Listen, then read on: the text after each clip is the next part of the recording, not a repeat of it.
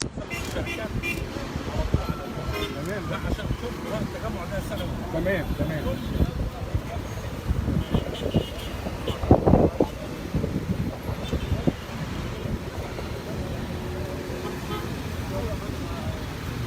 محافظ الاسكندريه الان بمجمع سلف الشركات بمنطقه النخيله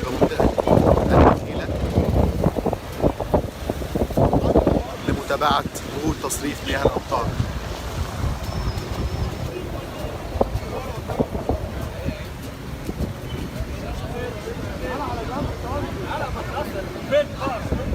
محافظ الاسكندريه الان يتواجد بمنطقه وادي القمر في نطاق حي العجمي لمتابعة جهود تصريف مياه الأمطار بمنطقة وادي القمر.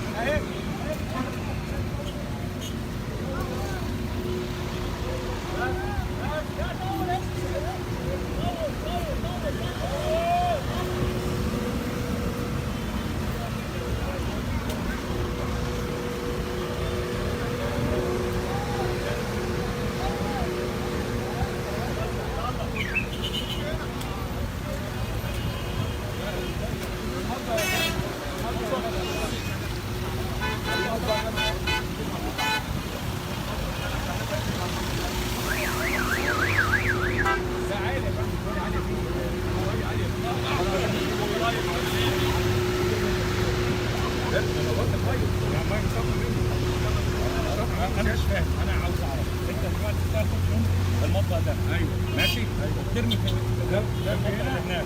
المطبخ هنا في خط النبي شغال على خط المكس، وده شغال على خط ايه؟ ايه؟ ده خلاص طبعا مش شغال كده. ايه؟ ده مش شغال. مش شغال عشان خلاص خط ميه على اللي فيه. ده شغال. ده على محطه من المحطه دي. كما تظهر في الصورة محافظ الإسكندرية يشير إلى امتلاء الشنايش بالأمطار حيث تجاوزت الطاقة الاستيعابية لمياه الصرف. مياه الأمطار التي سقطت على مدار الساعات الماضية كما تظهر في الصورة امتلاء المطابق بمياه الأمطار.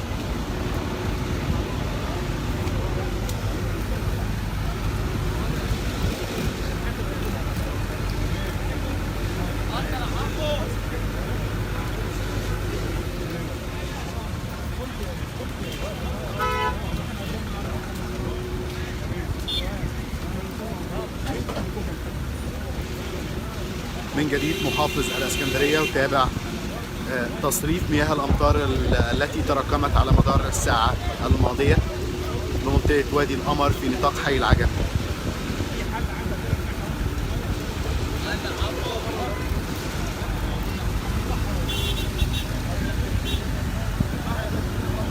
مشاهدينا كما تظهر في الصوره هنا امتلاء المطابق بالمياه الامطار، وإن دل ذلك يدل على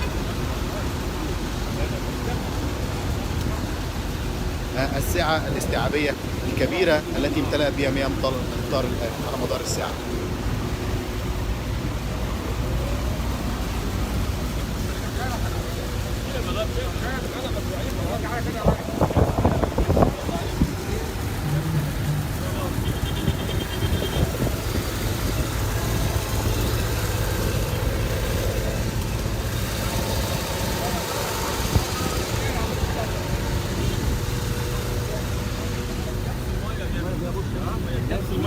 الميه جايه هو بيسحب منها دي عربياتنا احنا. بيساعد معاها يعني. بيساعد. انا عاوز افهم الميه كويس ان الميه جايه ده جزء واطي عشان يسحب منه. طيب دلوقتي العربيه بتاخد الشيشه شغاله. شغال.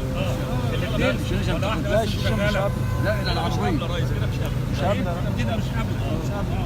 باخد الميه الزياده علينا. خدت الميه كلها.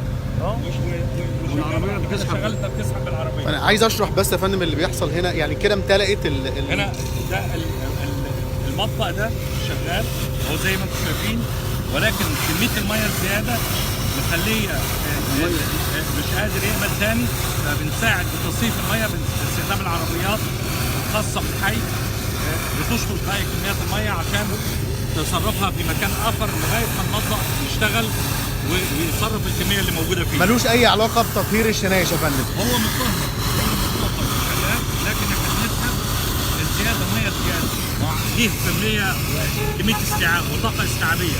اذا الطاقه الاستيعابيه دي خلاص اكتفى خلص، باقي الميه احنا بنظبطها بقى ونصرفها باستخدام العربيات.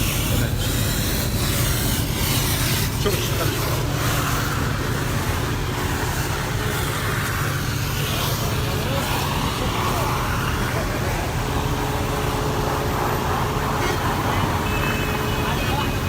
من جديد لا زالت متابعتنا مستمرة للجهود المبذولة لتصريف مياه الأمطار بنطاق حي العجمي وتحديدا منطقة وادي القمر.